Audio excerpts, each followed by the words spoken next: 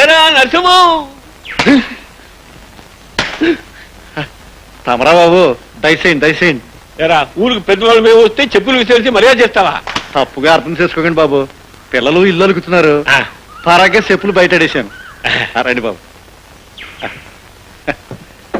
కూర్చోండి. ఏంటి బాబు ఊళ్ళో పెద్దలంతా కట్టకట్టుకొచ్చారు? ఏమి లేదురా, పవిత్రాకి ఒక మంచి సంబంధం తీసుకువచ్చాం. ఏంటి బాబు తమరంతా కలిసి నా కూతురు సంబంధం తీసుకొచ్చారా? ఎవరు బాబు అబ్బాయి? రారా, ఆడపిల్లగా సిగ్గుపట్టావేంటి? రా.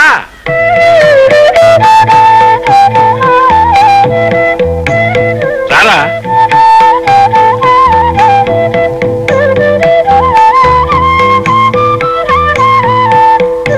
వాడికి తల్లి తండ్రి ఎవరు లేరు, అందుకే మేము తీసుకొచ్చాం.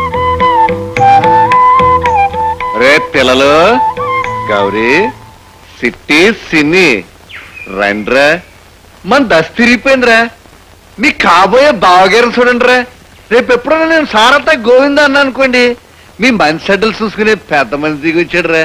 మీ అక్క ఎదురా, మీ అక్క దమ్మా తాత. అమ్మా తాంబూలలో అట్టుకుని పెళ్లి కొడుకు గుమ్మంలోకి వచ్చాడమ్మా.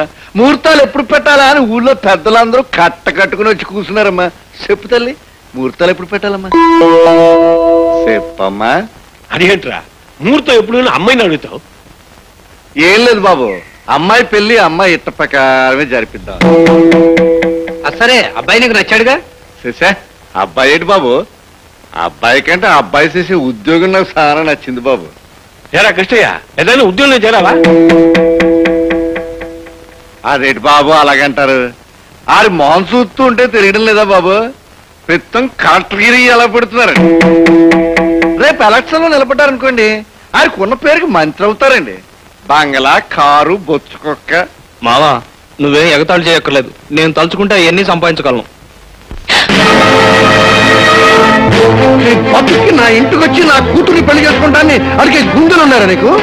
ఏమయ్యా మీరు పెద్ద మనుషులా? ఒక గొడ్ల దొంగ నా ఇంటికి తీసుకొచ్చి నా కూతుర్ని కట్టబెట్టమని అడుగుతారా? నువ్వు ఏమన్నా భరిస్తాను కానీ గొడ్డ దొంగ అంటే మాత్రం ఊరికినేది లేదు. గొడ్ల దొంగ కాకపోతే మరేంట్రా? ఊళ్ళో అడ్డగాడిలా తిరిగి గేదెల్ని ఆవుల్ని తీసుకెళ్ళి అమ్ముకునేవాడికి నా కూతుర్నే కాదురా, ఏ తలక మార్చేవాడు తన కూతుర్నేవాడు. తప్పుకోవే. ఉద్యోగం సద్యోగం లేక, పైసా ఆస్తి లేక, వారం పోకులా తిరిగి నీకు పెళ్లి కావాలరా? నీ పెళ్ళానికి ఒక చీర కొని పెట్టగలవా? ఒక నగ కొని పెట్టగలవా? కనీసం కడుపు నిండా ఒక పూట తిండి పెట్టగలవరా? నిన్ను నరసింహం, నువ్వు నన్నిన్ని మాటలన్నందుకు నీ కాళ్ళు చేతులు ఇరిచేసేవాణ్ణి. కానీ రేపు నీ కూతురుతో నాకు పెళ్ళయ్యాక ఈ కాళ్ళకే నేను మొక్కాలి. ఆ చేతులతోనే నువ్వు నా కాళ్ళు కడిగి కన్యాదానం చేయాలి. అందుకే వదిలేస్తున్నాను. ఏమన్నావు? పెళ్ళానికి తిండి పెట్టలేని వాడిని అన్నావు కదూ. చూస్తుండు నేనెంత ప్రయోజకుడినో నిరూపిస్తాను. నువ్వు నీతో పాటు ఊరు గర్వపడే మనిషిగా తిరిగి వస్తాను. అప్పుడే పవిత్రను పెళ్లి చేసుకుంటాను. వస్తాను. స్వామి, నేను అనుకున్నది సాధించాలని నన్ను ఆశీర్వదించు.